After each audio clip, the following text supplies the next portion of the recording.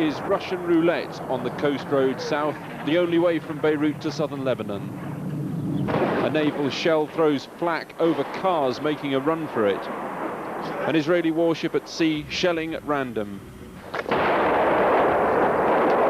Israel is trying to stop Hezbollah and journalists travelling this road. Anyone moving has to make a high-speed dash, and not everyone gets through.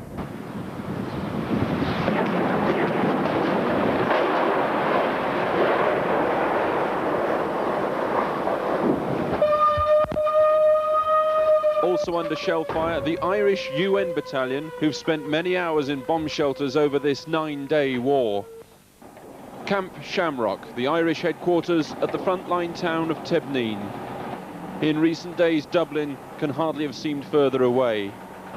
Channel 4 News was given exclusive access as Irish troops attempted humanitarian operations during the fighting.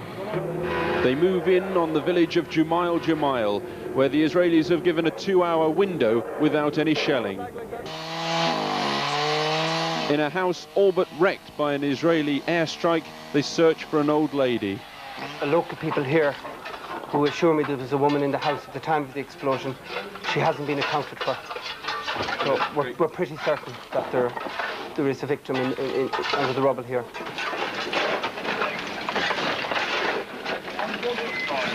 Obviously we have to take care that we don't make the building more dangerous. We took 3 dead bodies from this town, from another house, and we could not get back to the house since because of the heavy shelling. After 12 o'clock we will be leaving here about 10 to 12 just to make sure that we're out of the area in time, not to have our own troops in any danger. A point underlined by the proximity of Israeli positions along the skyline behind this village. Family photos lie strewn about the rubble as digging continues against the clock. The house next door obliterated, turned into a crater by a 500-pound bomb.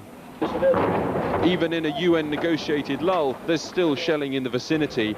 The next operation, rescuing a woman, has taken Commandant Billy Harrington and his men several days to achieve. 2 days ago we came to try and get her out, but another air raid came at the time, so we had to get out.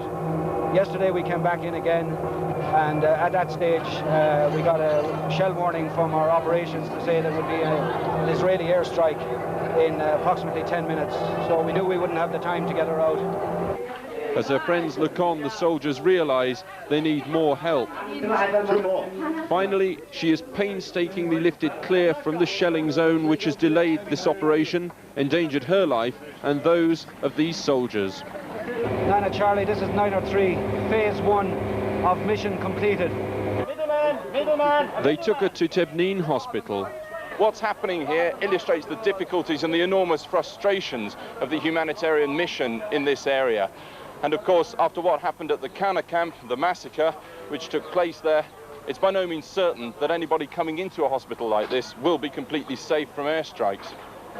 And we were the first journalists to witness the overcrowding here. 800 refugees have crammed into its corridors.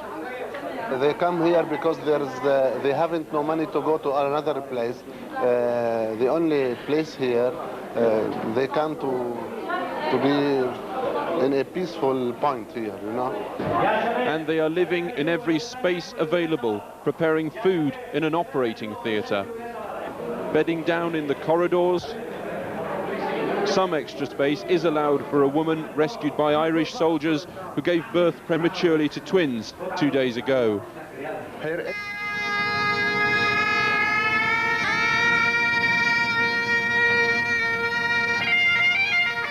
Back at Camp Shamrock, when security allows, the call of home can be heard across the hills.